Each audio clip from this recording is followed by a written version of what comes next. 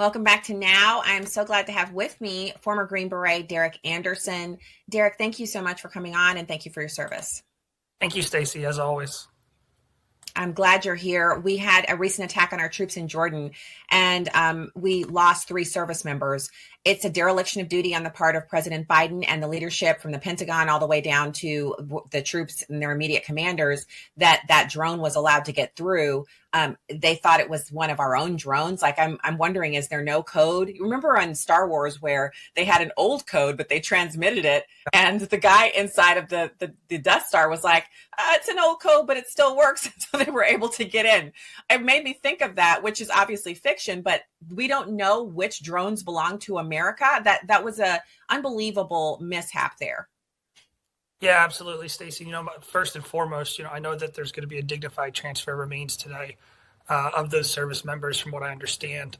And my hearts and prayers go out to those families. I've been in Afghanistan and Iraq, and I've lost service members, and I know how hard it is for those family members. But you're absolutely right, Stacy. This has been a complete abysmal response by the Biden administration.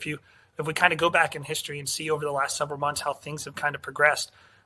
Since October 17th through the end of November, we've had roughly over 150 attacks on our service members and installations in the Middle East region.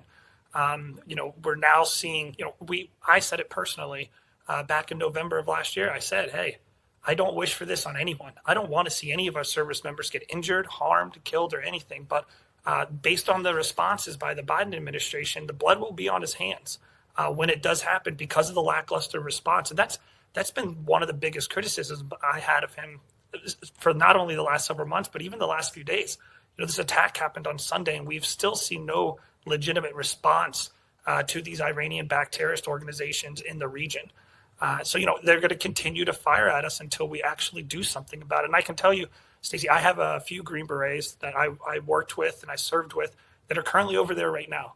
And they are personally communicating with me, telling me that they're getting hit 20 plus times in the last 2 months, that the drones are hitting them within 50 meters of where they're physically on the ground, not in a building. This is like literally in bunkers in the open terrain. These drones are hitting nearby, and they're getting TBI, PTSD.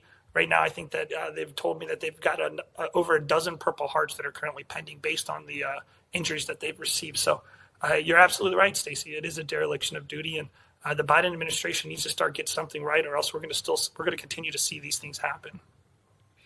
I'm listening to you talk about the number of times they've been hit. I was serving in the military during a time where if you killed an American troop, you could expect special forces on the ground. 82nd Airborne would be parachuting in. You would experience major loss and damage within days of any attack where a service member was killed. And that was just, you knew that going in. If you decided to hit us, you'd better hit us as hard as you could, because after that, your little terror cell would be gone and we would destroy you and then go in and destroy the infrastructure that was supporting you. And so obviously these are all proxies for the nation state of Iran. But when you're talking about the PTSD that the soldiers are experiencing, that's unnecessary, because we don't have to allow them to come under attack. Yeah, absolutely. And I'll tell you, elaborating a little bit more on what I was just discussing on my fellow Green Berets that are over there right now. And again, not to disclose any locations where they may or may not be. But what I can tell you is that they have tried to retaliate. They've tried to act in self-defense when these drone attacks have come in, because they know the point of origin. We've seen the White House and the DOD talk about this in some of their discussions and some of their press releases or press briefings, that they know where the point of origin is, or they're pretty sure. Well, the guys on the ground, they have the equipment to find out where the point of origin is. And they're being told that they can't do anything about it. I mean, literally, my Green Beret friend that messaged me recently said that we are sitting ducks. That's the term he used. We are sitting ducks because we are not allowed or given the authority to be able to respond with any sort of appropriate action to defend themselves. Which, as you know, Stacy, just as someone who served as well, that just doesn't cut it. Our service members absolutely always have the right and ability to defend themselves when they are attacked upon. And I think it's pretty ridiculous that that's the stance of the Biden administration. That's the policy that they're pushing down to our lowest military members and our special operators on the ground.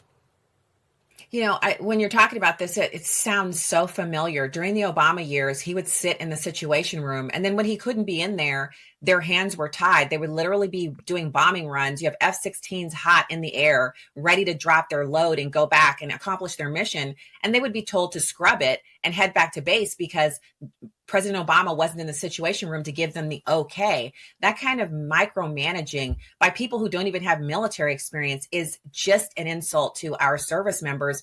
But worse than that, they're prepared. They're ready to actually hit back. So I saw yesterday, President Biden made an announcement about a retaliatory strike by the United States. So now all of the terrorists they're basically moving their base so that they can get away from the incoming attack. 24 hours or more notice that we're going to strike at you is not the normal way of doing military business. Like, this is not the way we normally operate in any of our interactions with terrorists or anybody that we're against. Talk to me about what you're expecting, because we have an election year. President Biden doesn't really like hitting terrorists the way Trump did. Trump destroyed terrorists. Even Obama killed, he went in with the drones. He was the drone king. As much as I didn't like his leadership, he did at least eradicate some terrorists. What are you expecting as this year goes on with the Houthi rebels, the Yemenis? It's a very volatile situation.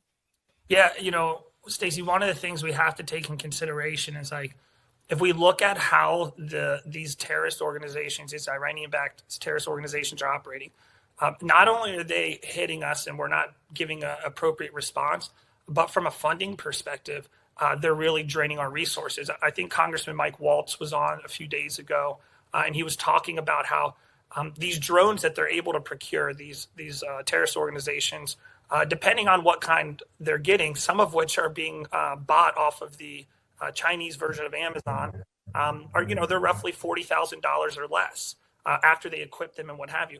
The munitions or the rockets that we're using to take the drones out are in the millions. So every drone that they're pushing into our, going against and sending against our military installations and our personnel on the ground, every attack or counterattack that we're putting in the air, we're losing hundreds of thousands of dollars in taxpayer dollars. So this is not just a game of attrition of, okay, well, they're going to continue to harm and go after our service members. But this is another way that they can continue to try to deplete our resources in the area, which, as we all know, we have 3,000 service members right now in Jordan. I will be curious to see what the Biden administration does to counteract that, if he plans to put more troops on the ground or what have you. So it's going to be a very interesting, volatile situation. Yeah, I love the detail there. We'll have to have you back to talk about this more. We really appreciate your time tonight. Thank you for your service. Green Beret, Derrick Anderson. Good to have you here. We have more.